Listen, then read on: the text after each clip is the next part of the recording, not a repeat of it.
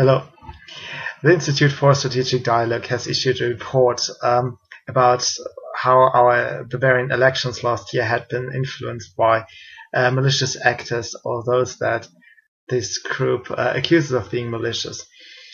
Before I dig into the report, which I will do in a different video, in my next video, I would rather like to talk about who these people are and how they are represented in our news circle.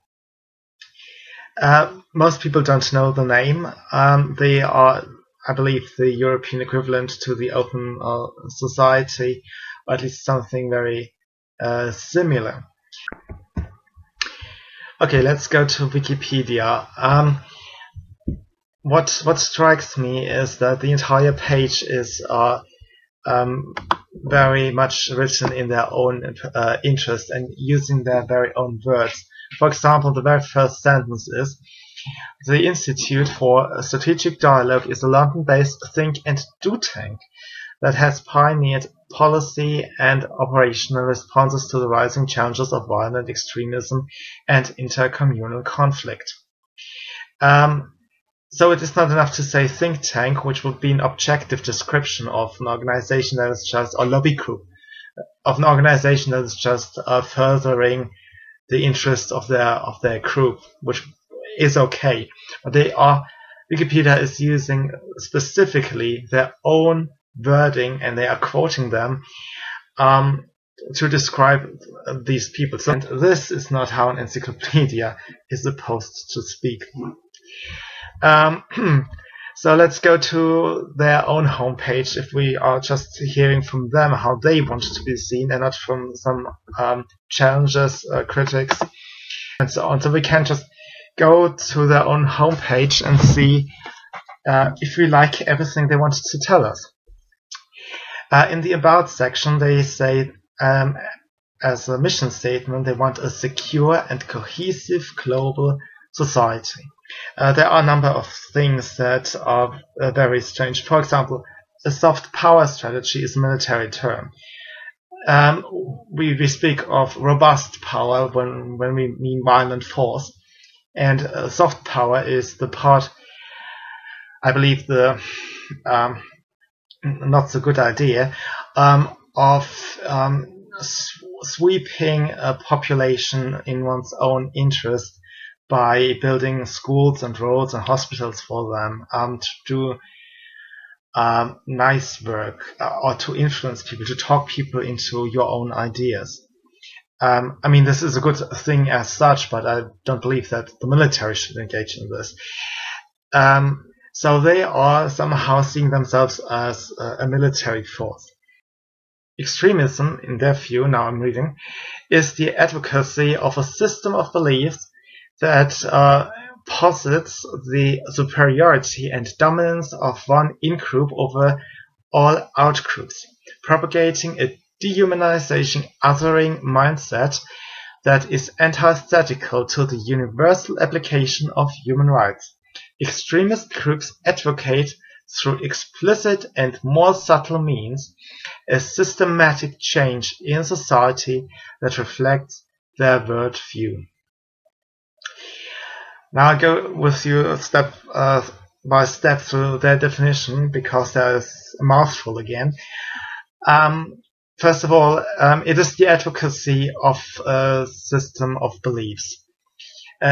This is covered by freedom of speech. No matter how problematic your views are, you have a right to advocate for them. And this is what I just explained, is the very core idea of our Western civilization. And they combine it by saying that an extreme view is one that is advocating the dominance of one group over the other. Now, there is not a single group, and I will make the argument that ISD, the group we are talking to, is different. Every group wants a dominance, at least a partial dominance in the field they are interested in, over another group. We have peaceful ways to achieve this, and one would be to convince people with good arguments. For example, it is absolutely legitimate to seek dominance of your group in one field or another over another group, because you have the better ideas. When they target a group, which by definition is the othering, what they describe as extreme group is from their view somebody else. So that's the othering of the Islamists, the othering of the neo-Nazis, the othering of whatever group they hate. Not communists, but I will come to this later. So they are doing the exact same thing they are accusing extremists of. The first two steps on the ladder were about things that are completely applicable to the ISD itself. They now go into something we all would say makes a group bad, and that is to be antithetical to all the human rights. It doesn't even say basic human rights. And I believe this is because there is not one human rights declaration. There are a number of human rights declarations. That is something deceptive people very often brush under the rug. There is the French Declaration of Human Rights and Citizens of Human Rights and Citizen Rights. There is the United Nations Declaration of Human Rights, and because this is a European group, there is also a European Declaration of Human Rights. There's even a Cairo Declaration of Human Rights for the Muslim countries. So there are a number of declarations that claim to be your very core rights that everybody must protect. For me, a core human right would be the right to speak, the right to associate with other people, among other things. But I'm using these as an example because I think that ISD is not in support of these very basic human rights. This brings me to Julia Ebner. Julia Ebner had given an interview to Taz speaking about what she is doing for this organization, and among other things, she explains that they are looking into who talks to whom, and she's warning people of those associations between people. So she's basically trying to punish people for making use of their basic human rights of freedom of association. I was also very taken by surprise by Mrs. Ebner's bio. She made her college degree, the Matura,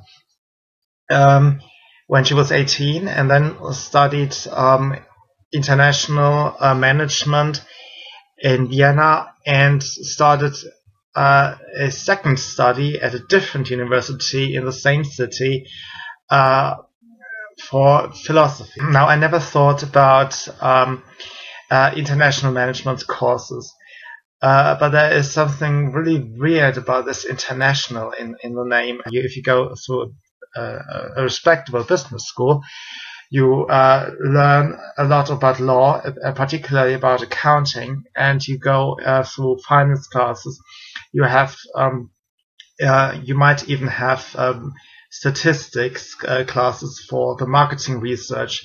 I mean, real statistics. You look into mathematics to some degree. So if she went into international management and was too bored and started a second study along the way, that sounds like she was very, I mean, she's smart, obviously, but it sounds like she was trying to be seen as respectable as soon as possible, or Victorian style education in a modern day setting. I don't believe that international management comes with the mathematical background and tools of a real academic field. of a true research field.